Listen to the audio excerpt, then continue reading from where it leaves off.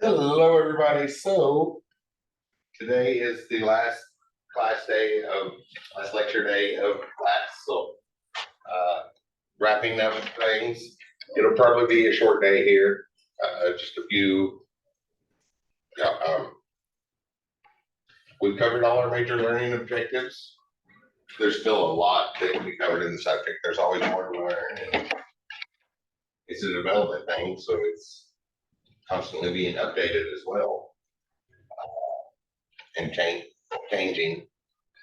Anything with programming, whether it's dynamic programming or encoding style programming, is a very dynamic thing. It changes over time. So there's always more to learn, lots of things, but we're about out of time in class here, and it's probably based class. So I assume y'all could probably use the time to finish up projects or pass through homework, or most people take more than one class at a time, so you might have some stuff to do in another class, but it's usually a very busy time of the semester. That's why I like to front load the class with material, and then we've got time to do stuff when we get near the end. Still a few things to share that we can go over.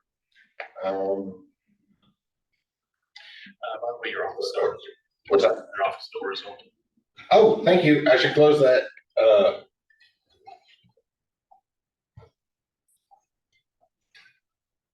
appreciate that. I would not have noticed.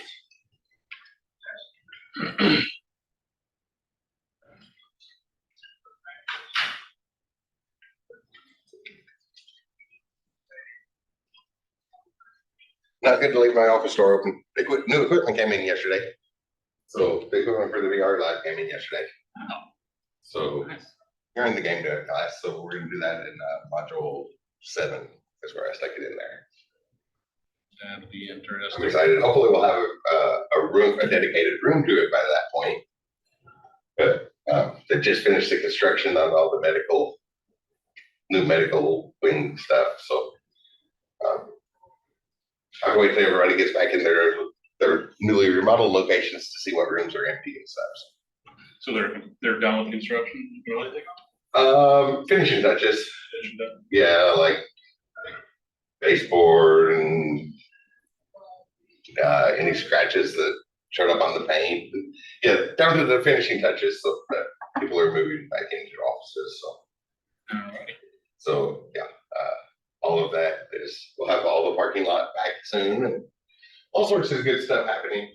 But yeah, I shouldn't leave my office door open with a stack of equipment in there. Oh yes, so now HTML. So well, I mentioned some of that equipment's for the game dev class, and there's one that I can do when in that class. I don't know if those of you on Zoom call are taking that class with me or doing something different. Something similar. Usually in the classroom we use the existing game engines. First it was Unity, and that was a bit too much for a classroom. Nobody even really considered doing Unreal 5 in the classroom because that's way too much for a classroom. In the fall, and then the second 8 weeks, I switched back to the Godot game engine because there's nothing tricky about running it. It has a much easier learning curve and still learn all the basic core concepts. And last year they updated their shaders. So they have really high quality shaders now too, which was the one thing they were missing and why I didn't use it the first time. So we use that in the classroom, but typically when I make games, I make them from scratch. That's one of the things I was gonna look at. I'll make the engine from scratch, a very custom engine for the game that's being made. And since just about every device has a browser, that seems like a place to do it. And it probably sounds like a big deal starting out, but it fits into our topics here. Let me go ahead and start up a new one here. For examples, like we've done all semester long. The rendering pipeline that I use whenever I make a custom game engine, because browsers just work. Let's see what I can call it. I'll call this drawing. There's an HTML element that is designed for dynamically drawing images, which is very useful. I'll just call this index.html. The default name, because I already gave the folder a useful name.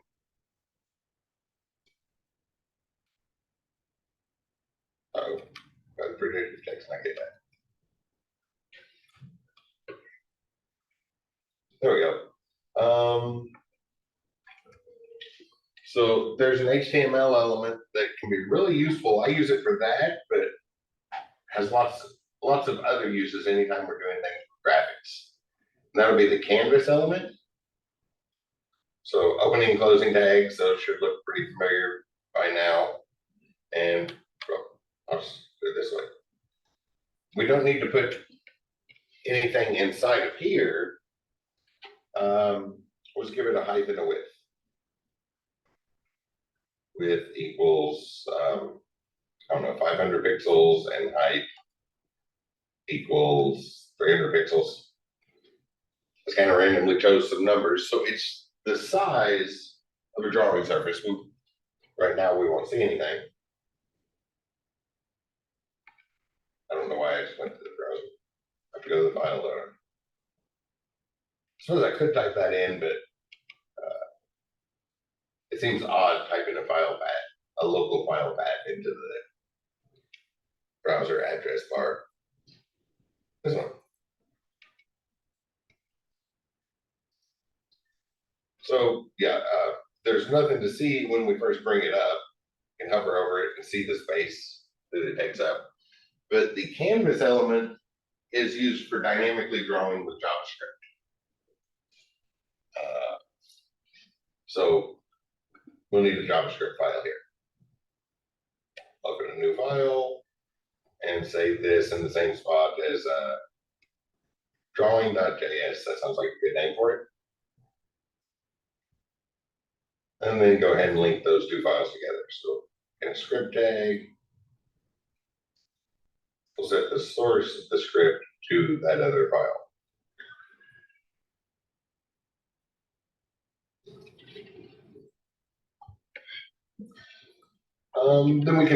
Then we set up our functions. We create functions to draw the different parts. So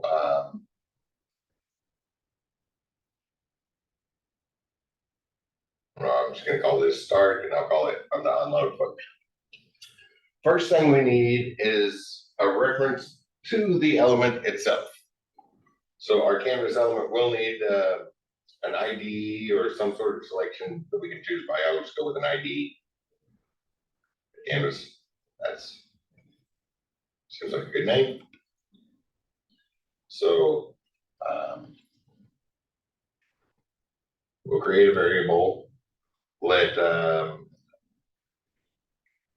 scene. These are the words I usually use. They make sense in my mind. Obviously, we can call variables whatever we want. So scene, like the spot we're drawing on, just to change it up from the word canvas. Canvas might be a more sensible word to put there. Go to our document. Do the get element by ID or the query selector, since there's only one canvas element on there, would probably work good in that case as well. We have lots of ways to choose things off of here. Also, the question came up last week, if anybody's using VS Code and it marks let as being incorrect, that's just Microsoft being Microsoft. If they view a language as a competitor for one of their own languages, their IDEs don't work very well for that language. It should still run with no problem. But let was the thing that got JavaScript the international standard labeling. So we kind of wanted, there was reasons for that. So we want to use that one as much as possible. But var also works, and VS Code won't mark that as an error. That question showed up a couple times last weekend. I think I just called it canvas. So that gets us our reference, an easy to type reference to that element. We could type all of this every time, but that's just a lot to type every time. So seeing something a little bit easier, and we need a way to work on that scene.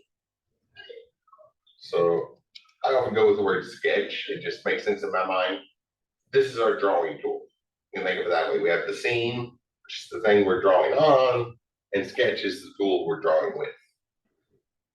So whatever name would make most sense to you there. And for this, we do scene.get context.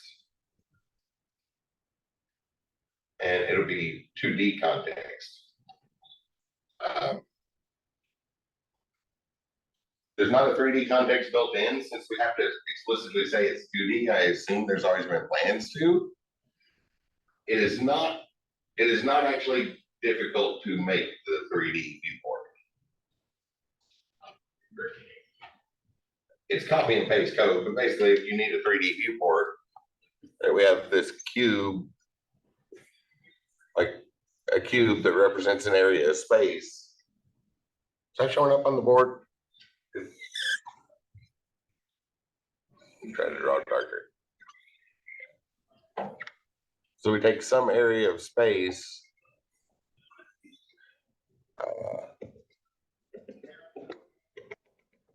and then squeeze it down to a frustum. So like up close, it's still the same shape, bad drawing, but it should be the same shape.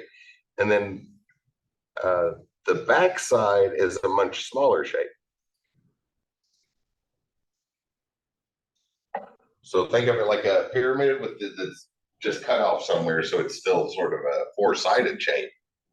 But it squeezes down so things get far away like this. So it's a fairly easy equation to code, as long as you're familiar with linear algebra.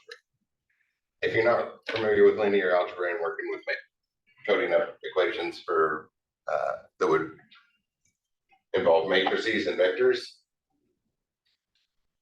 it's a mess to code, but you can also copy and paste it. But we have to explicitly say 2D context, so I can assume that there's a 3D in there somewhere as well. Oh, there's Andrew. Hold on. I think she's gonna be here today. I need to list. So those two things. The classroom and on call were kind of not very many people here today. Yeah, it's the last day, so it's odds and ends showing things since you just joined us. So I was starting with this element, the one that just joined us. This HTML element, the canvas, is a place we can dynamically draw onto. And we use JavaScript to draw with it. So canvas with a height and a width and some way to access it over here from the JavaScript. Get element by ID, or if you only have one, a query selector is pretty good. We saw that the other day. Get elements by tag name. We have lots and lots of ways to select things. Query selectors are often very, very popular. We looked at those on Monday or last week. At some point, we talked about them. Those use the same selectors we have in CSS, so we get consistency. And then we can use this, so we get a reference to the canvas element, and then use that to get the context of it. It's like, this is the thing we're drawing on, and this is the tool we're drawing with. So,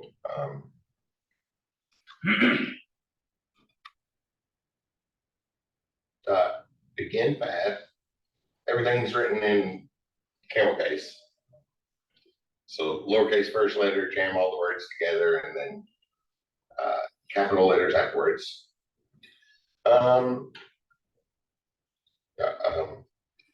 Sketch.move to, and we need some coordinate to move to. So I'm just going to pick a random X and Y. So like 23 units over and 18 units down. Sketch.line to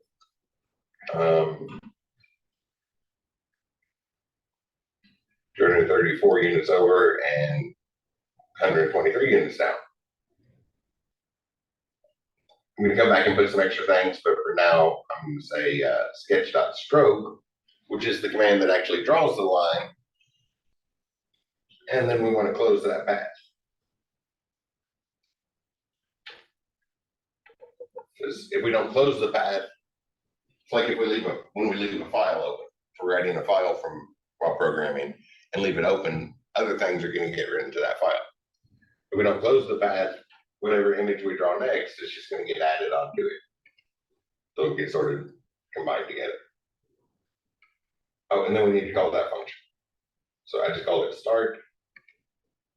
I'll do it in the onload.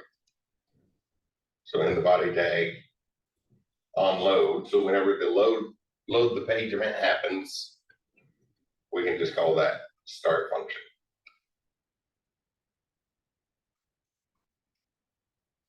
Which yeah, gives us a line. Probably, hopefully, no surprises from the names there and stuff. Then we have other options we can do going with it. Before we run the stroke command, I put the space there. So we have to have everything set up before it gets to this command. So all the colors, sketch.stroke.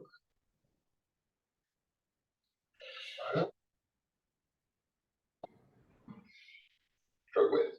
Let's do that one. I know I remember that one.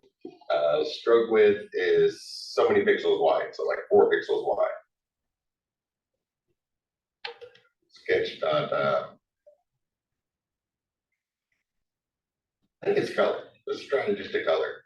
I might need to come back and add some stuff, and we use a have to use a hexadecimal color here. In CSS, we have all those other things, but remember, hexadecimal is the coloring we actually have at the electronic level. That's 24 switches that we turn on and off. So we always have hex coloring. I don't know, 43 B2 87. I might have remembered that command wrong. It might be stroke color. Let's check. That seemed to give us a different color. Didn't see him change the width either. It did not. Maybe I'm remembering that totally backwards.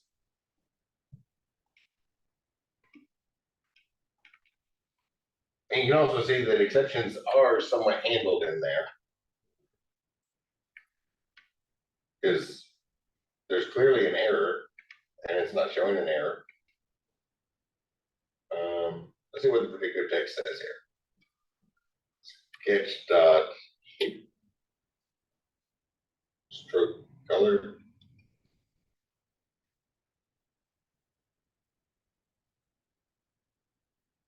Style. Maybe it's stroke style. I might have to look up the colors. I'll look it up real quick. That's probably quicker than trying to remember. Because, like I said a few moments ago, this is what I use to make a game engine from scratch.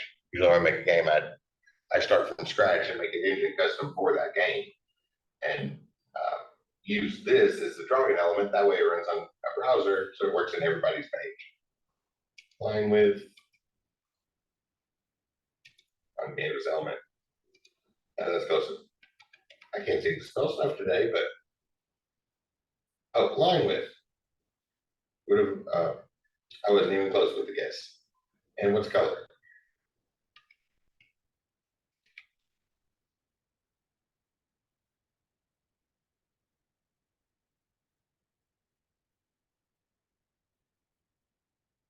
Oh, fill style. I was trying to think of other words. I wasn't even close to color. Rectangles have a color.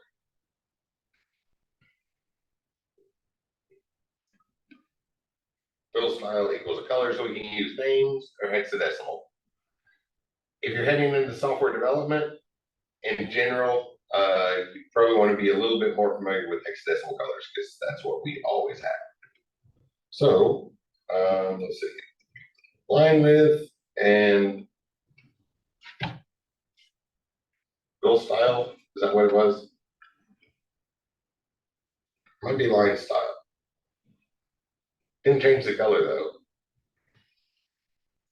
Let's try line.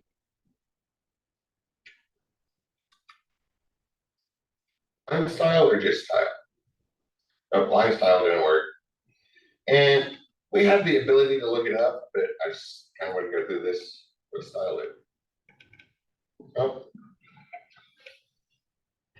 In general, I would say try a couple times. And if you'll remember it better if you can figure out what it is. But don't waste a lot of time. I would say usually 3 times. I'll take 3 tries to remember something or figure out what it is. Haven't seen other stuff in the same language. But beyond that, it might, unless you just have a whole lot of time to pass. Line color on canvas. Yeah, it looks to be stroke style. Stroke style, didn't I type that in? I have no idea. Oh, wait, yes, I did. I typed in stroke style, but it crashed before it got to stroke style, didn't it? Because we had line with her.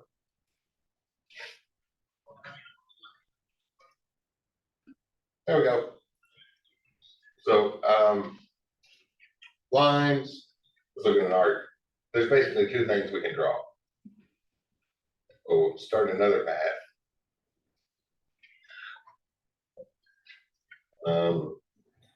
And we can either draw a line, move to, and we can keep adding lines. Let me add a couple more here. Sketch dot line to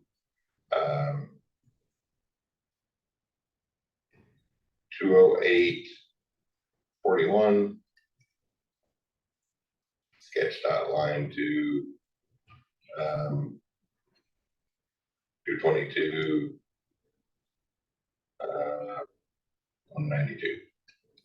Just randomly choosing those numbers, but we can keep going with things. I'll do the second by that, we reload that. We get to the starting point and just keep adding lines and going around until we get the image we want. I find that really, really fun. Sit down and draw a picture with from the code using just our basic elements, which lines are one of them.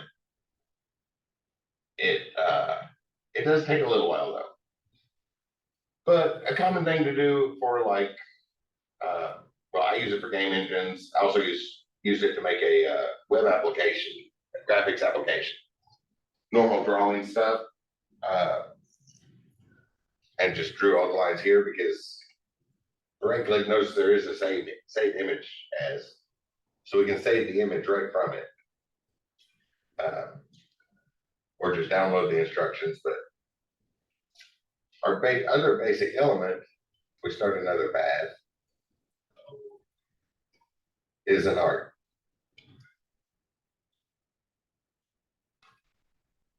And we need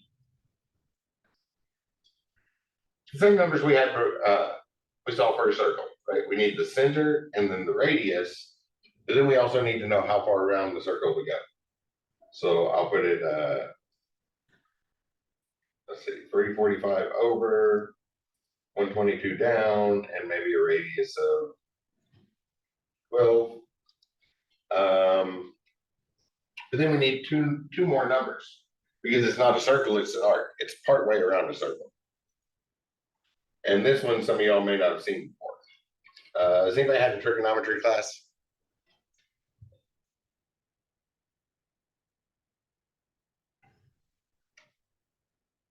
I'm guessing the silence means no, right? So on a circle, you're probably familiar with measuring degrees, right? Here at the center, we say we go so many degrees around. I don't know, that looks like about a 30-degree angle. And measure that so many degrees at the center, and then that gets wider as we go out. Thing is, if we had a bigger circle or a smaller circle, that spot way out here changes, right? There's no length involved in measuring with degrees. So another way that we can measure it, I'll do this in another color. Another way we can measure angles is we could take the radius of that circle, because that is a definite length that we always have, right? We always have the radius of the circle, and we measure on the outside and go the distance around. So this 30-degree one is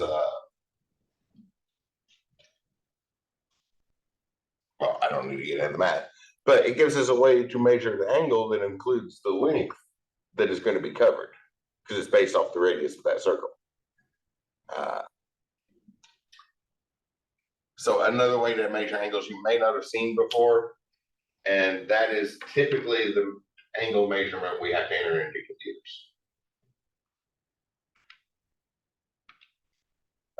So does everybody remember the formula for the air circumference all the way, if we go all the way around the circle? Probably haven't thought about it since elementary school, right? Is that pi r squared? That's the area, but you're close. 2 pi r squared. Without the square. So just 2 pi r. So I was thinking of pi times diameter. Do you remember that from elementary school? Pi times the diameter gives you the whole distance around the circle, the circumference, but the radius is half of the diameter. So pi times twice as much as the radius will give us that. So if we go from 0 to, I'll do 6.29 and just round, I'll go 3.14 times 2 to round it up. That'll give us a whole circle. Sketch dot, I don't know that. Then we have those same things. So stroke style is some hexadecimal color. A3, 2B, CC, whatever color this is going to be. You've got the Oh, the hash symbol, yes. As a hexadecimal color, we do need that symbol to indicate it's hexadecimal. Sketch dot line width, that way it comes through nicely on the video. And notice those are variables. Some are variables, some are functions that we put parameters into. Variables, we just need a different size, so maybe 3 pixels. And then when we're ready to draw it, pass in the stroke command and close the path. Which the way I like to think of it is the stroke is that's like the brush. I guess brush would have been a good name for there. So stroke is when we actually make the brush stroke, and close path is when we lift it off our surface. So going all the way around from 0 to 6.29, which is 2 times pi, 2 times the radius times, 2 times the radius of 1 times pi. We can just assume the radius is 1 when we enter those values. And well, actually, in this case,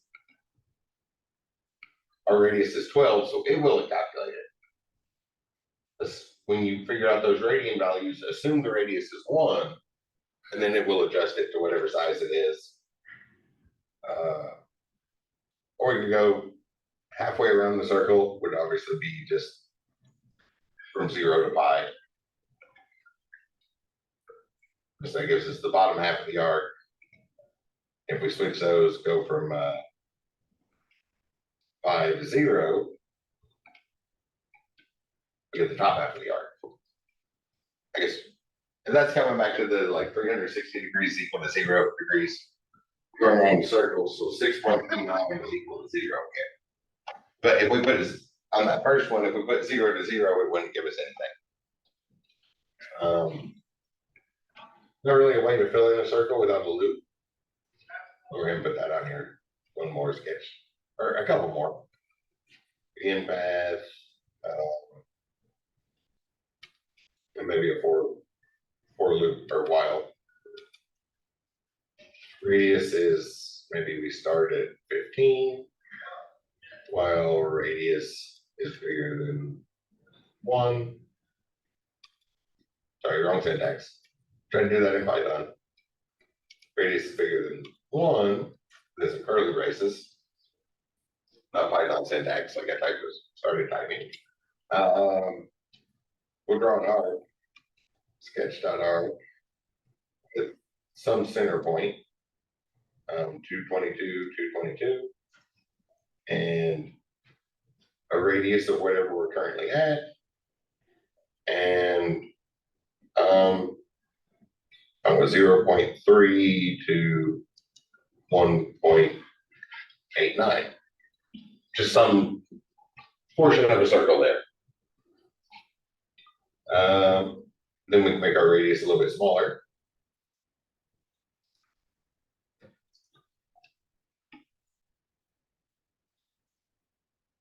Sketch dot stroke style, some sort of color again. 97, 82, 12, something yellow, I think, yellowish. I'm gonna leave off the stroke width this time. Just pass in the stroke command and close that back.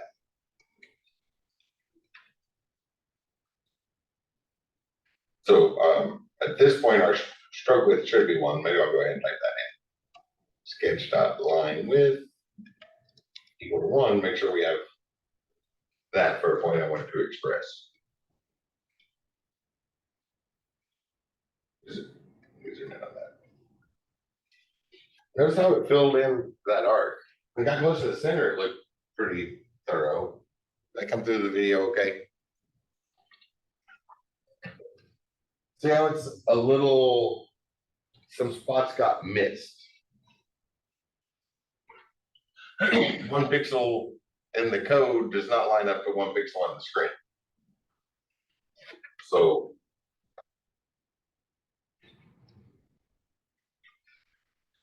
let me do that bigger. Let's make that like 45, and we'll go down by 3 every time and then do a line with the 3. So we'd have that same alignment here.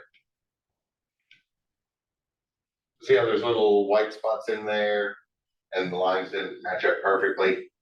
That's jagged. Yeah, so a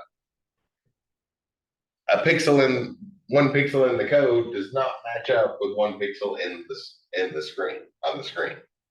So is it effectively creating that by just drawing a bunch of arc lines overlapping each other? That's what it's doing right now? Yeah, so filling that in. We have rectangles. The rectangles can be filled in. I guess I can do that. Sketch dot begin path. Sketch dot rect. I might need a capital R here. I haven't done this in a while.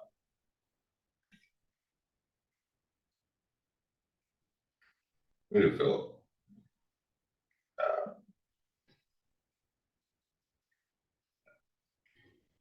I haven't used rectangles in a while, because here in a second we're going to see how to load images in. Well, you know how to do a rectangle. I think it's uppercase. 301, 201, and some width and height. So 24, 24.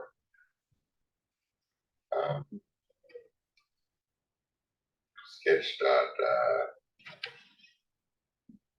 stroke.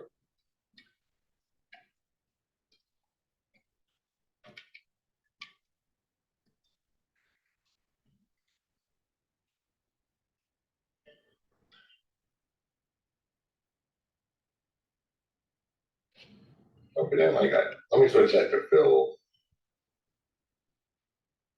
Okay, sorry. I haven't done this in a while. Lines and arcs I've done a lot more. So I took 2 guesses. That's enough. Okay, lowercase. Then fill or stroke.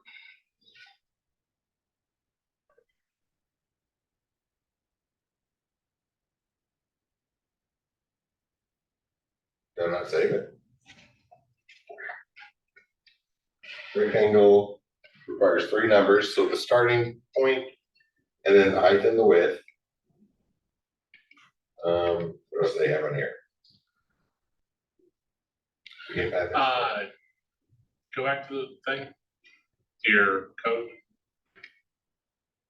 Okay, yeah,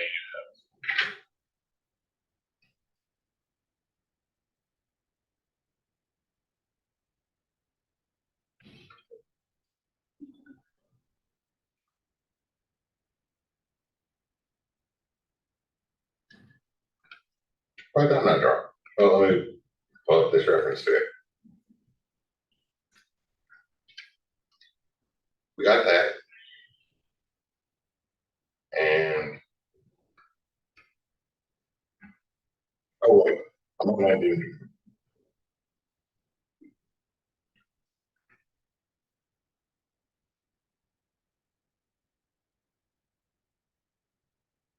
Yeah, what is this in there? Am I getting an error somewhere? Yep. Always remember to check your error messages. Oh, it must be a typo. This one.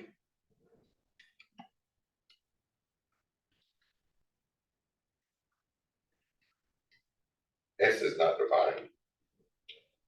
Oh. Okay. This letter. I don't know where that random letter came from, but there we go. Draw rectangles. Maybe you missed the control when you went like Control S to save. Probably.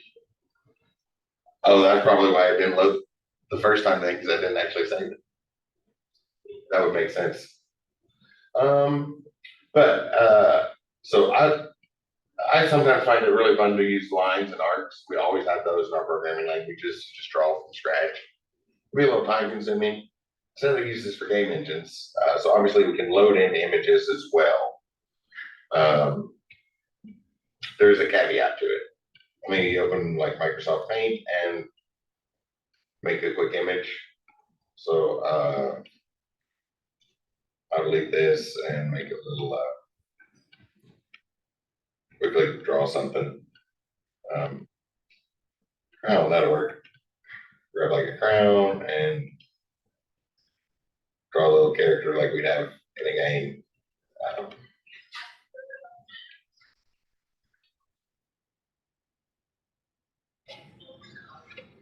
Very quick image.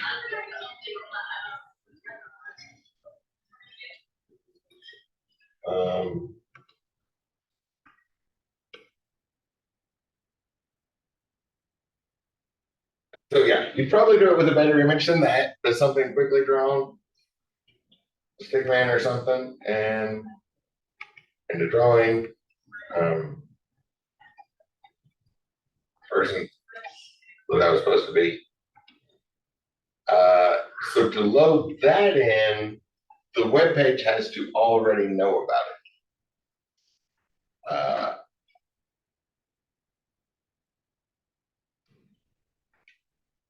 But we probably don't want that showing on the web page beforehand. So to make the web page know about it, that's pretty easy, right? We can just use a image tag, source equals person not being. Now we have the slight problem of that's always going to show right there next to the canvas element, not where we want it. What I usually do is just apply the inline style attribute, and we can set display to none. I found that's a pretty good way to fix that, because now the web page knows about it, but it doesn't actually show on the web page. But if the web page knows about it, and then we'll need to, we want to give it an ID, I think. We might need to switch this to name.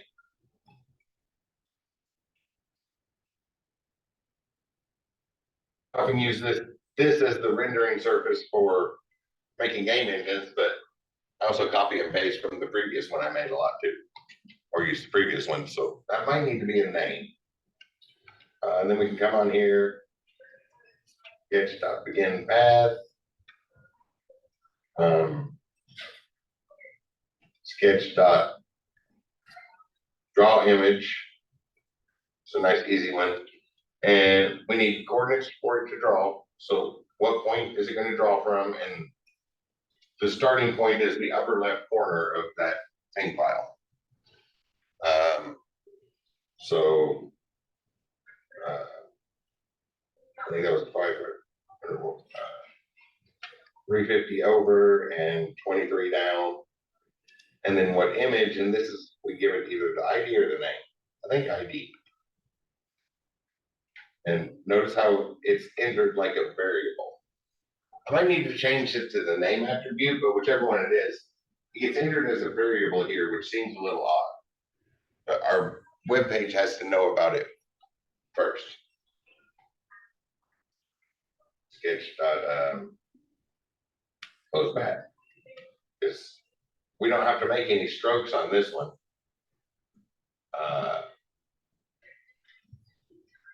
The image is already finished. We're just loading it in at a certain spot. Building drawing.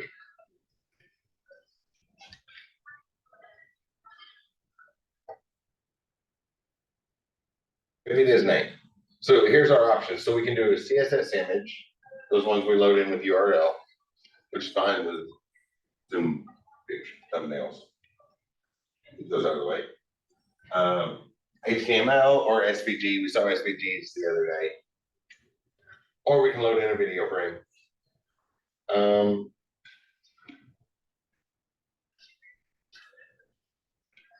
Do I need the name attribute? Do ID? Let me try name.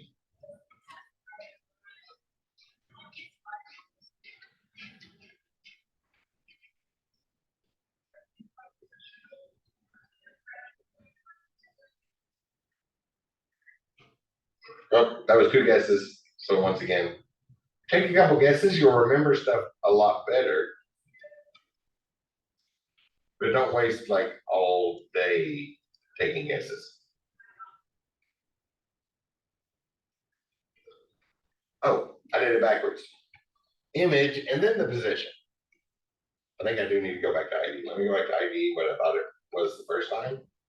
Because I've done this a lot. So that's probably in the back of my mind somewhere.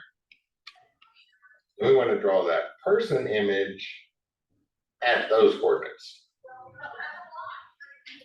That worked.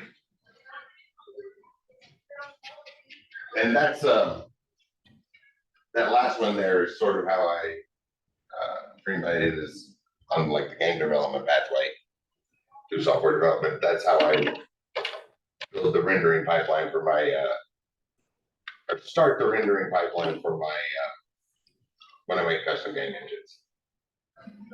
Usually WebGL too, so we can use JavaScript. We can import the same library that Unreal and Unity and Godot and GDevelop and all of our major game engines use. Yeah, that's just a library that is comes around and compiled, so we can import that into any programming language.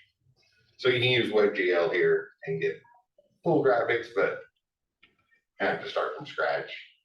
Physics engines that exist and stuff, then just adding timing to it, or set these up on mouse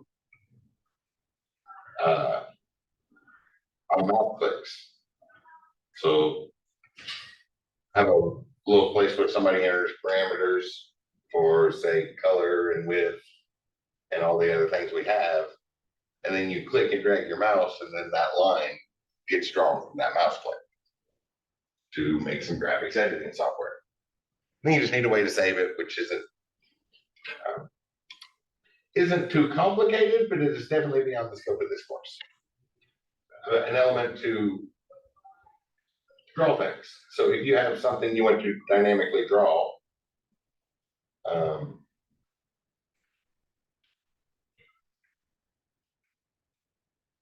do we do this week? For and I was wrong language. Let I equal 0, I is less than say 32, increment I,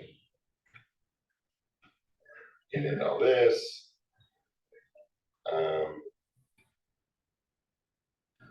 And make this 350 plus I. 23 plus I. And I have to do a timeout. Do you need those to be in that curly brace from 4? Yes. So it's going to keep drawing it. They're not. Oh. Thank you. The finished text. Is there a simple delay? Delay sleep in JavaScript.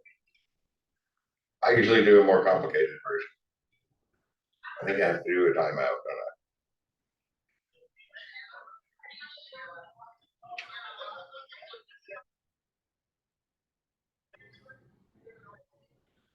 Yep, have to do a timeout.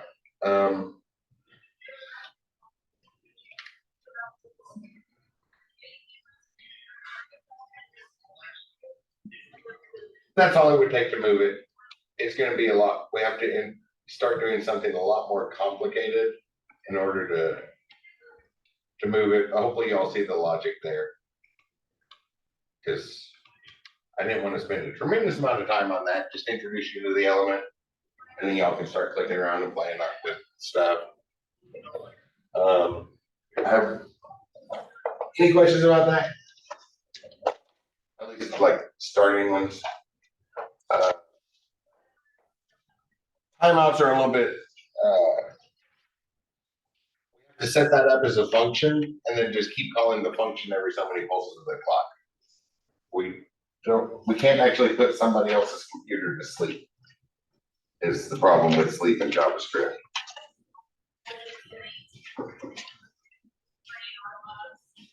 Where was it? So what, you would just have another function that's just like blank, but with just a timer running essentially?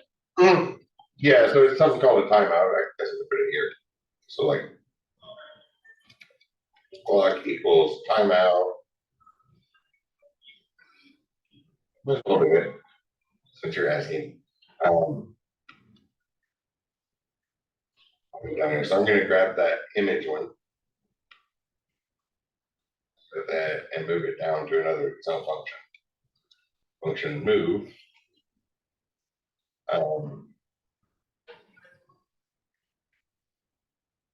And paste that stuff in. Copy this reference, just showing you the lecture, the logic of it. Since I wanted to, but didn't realize it's going to be a little bit more complicated to do that. So what we have to do is set up a timeout. So maybe let some reference to it. So about the clock is set timeout. What they had here.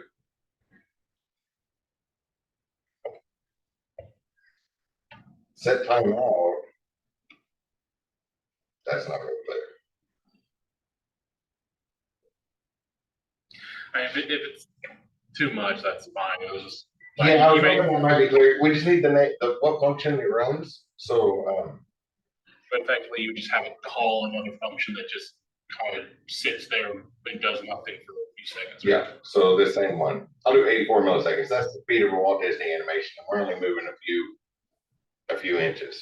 Right? So let me make a global variable. I is 0. Then every time we'll do 350 plus I, 23 plus I. And then increment I. So kind of the same logic as that for loop, but it has to be done in a recursive function call, which is definitely beyond the scope of this course. So set timeout, what function does it call? So notice there's no parentheses on there. So the function has a callback, which means a variable holding instructions, and then the computer will run it later. And I'll just put this after it. I'll call it initially after it does draws the rest of this stuff. Should probably clear the screen, but you can see it's moving there. Every 84 milliseconds, it moves a little bit further off to the side. How do you clear the screen? Draw a rectangle over it. Just draw a white rectangle through the hole. So sketch dot begin path.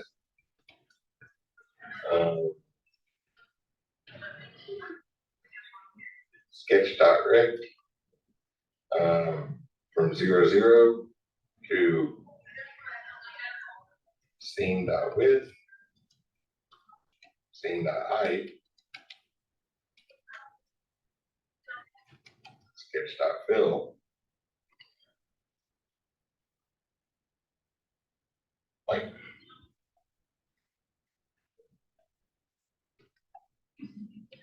that might not be the right notation for that. Let's see if that runs. Whoops. Yeah, I don't mean to start reconfiguring the text editor. Nope, that word does not go there. Fill style equals white, which is all F's. Then fill.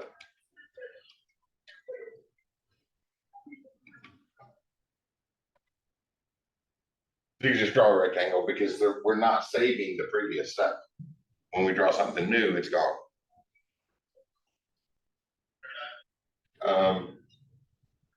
Extend the functionality of what you all know about that, and that is drawing. When you're learning the code is also a great way to practice logic. Practice building your logic because you see the results and not just the output strings like you're used to in your classes, right? Most of your programming classes, you write some code that spits out a string, but when the code is adjusting an image, you can see the immediate results and all the intermediate steps and stuff. I'll put that up there on the website. Last thing I kind of had from odds and ends the other day, I thought there was 2 left, but I only see 1 in here that we didn't get to. And I got distracted and did not say anything. Here, yeah. I just saw it here. There it is, reflection. On the odds and ends I had the other day, I printed this out.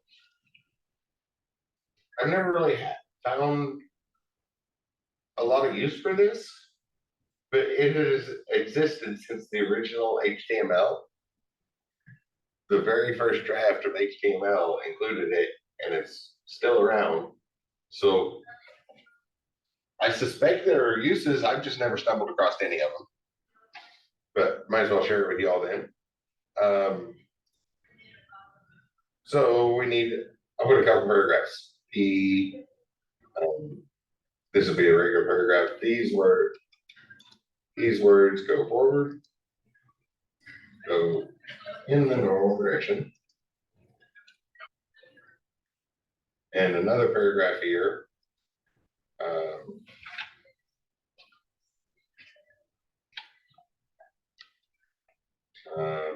And inside of that, BDO tag. And then the BDO tag gets a direction attribute. Direction equals RTL for right to left or left to right. Since the default for us here in America is going left to right, I'll switch to the other one. So this paragraph, BDO, right, RTL, these words go backwards. And then the paragraph tag. I've never really found a use for this.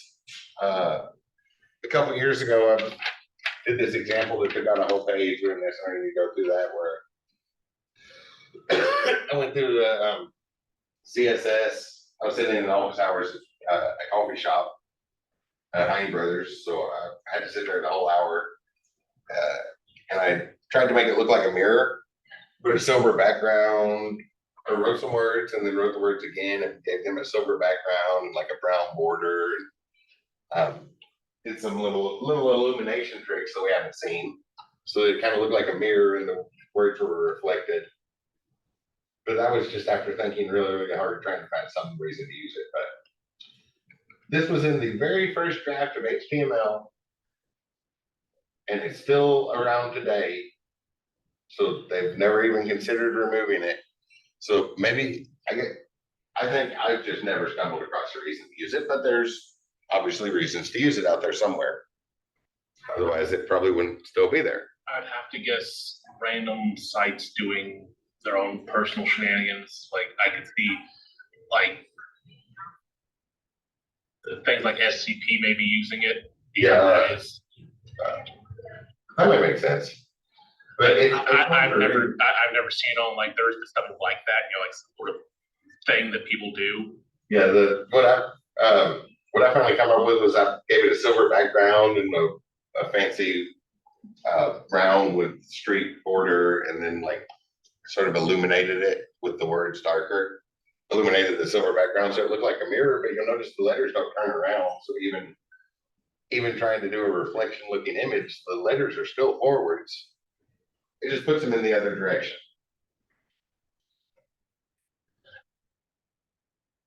If you were going, no, I was about to say, maybe if you're going to read it in a mirror, but in a mirror, then the letters would be backwards because the letters still face the right direction. Let's say maybe some like some weird, whatever they're called, I can't think what they are, but you know, those, term of those like, essentially online scavengers sometimes will do is like promotional things, you know, like you got solved the mystery, maybe something like that. Yeah, something like that. Oh, that's a great way to put it. So I like to end with this one because this tag's been around for a long time. I've never stumbled across the use for it. There's a lot we can do with HTML and CSS, right? That work on things besides text? Hmm? Maybe, well, then maybe for like mirroring images, if you wanted to flip an image in on your thing there. Give it a try. See what happens. So yeah, I've never really found a use for that one, so maybe you all will. I like to leave that with I like to leave in this class with that one. That tag has existed since the very first draft, not the first release of HTML. That's been there since the first draft of HTML. What is BDO? Something about direction. The D is direction. And the DIR Base is direction. And DIR is direction. RTL or LTL, LDR. Right to left or left to right. Those are your options. Yeah, see if you can figure out a good use for it. There is a lot to HTML, right? CSS, well, we barely scratched the surface of JavaScript. When I tried to pull up an example, I was worried about what they were going to look like because we didn't see any error operators. Luckily, when I pulled up the example there quickly to see if there was a abbreviated way to do the timeouts, there wasn't any spaceship showing to make y'all really nervous about the code. Like that doesn't look anything like the code of the JavaScript we've written. Still a lot to learn in these subjects. Hopefully you all feel like you got a start to it, right? But it's an active subject. We learn by doing. As you do this more and more, you'll get more familiar with things. You'll learn more things and forget things along the way. So there's still that constant back and forth, looking things up. You're like, oh, I remember doing this on a web page 6 years ago. I have no idea what I did when I made it, but it worked last time, so maybe I can find the same reference material I used. Stuff like that shows up over the years. Ultimately, though, what we studied in this class, primarily the HTML and CSS, that will be the output of a program. We'll write something in Python or Java or Swift that interacts with the database, and then when the results are ready, it outputs not as a simple string like you probably saw in your SDEV 120 class or the introductory programming. It outputs HTML. So then we have all that formatting and nice style and stuff. So that's what this class is leading into. That's still a ways down the road, right? But now that you've hard coded that HTML, you know how to type up HTML. So you can make that the output of a much more interesting program somewhere in your future. And that was all I had. All I could squeeze in about HTML. There's a lot more I could tell you about it, but we're out of time, so right? This is our last lecture. Please remember, I never extend beyond the final date that was set years ago, the March 10th, which is Sunday, 11:59 p.m. Please make sure you get all homework to me by then. I wake up early in the morning. I'll finish up grading and get grades submitted, and I usually have grades submitted by 7 or 7:30 in the morning. Usually well before then. If you have any questions, the last weekend of the semester, so I always keep my schedule open. So until Sunday at 10:59 p.m., I'm pretty much just going to be sitting around waiting for questions to come my way. So I will be readily available if you have any questions. Otherwise, please make sure you get everything before the deadline. Does anybody have any questions before we wrap up?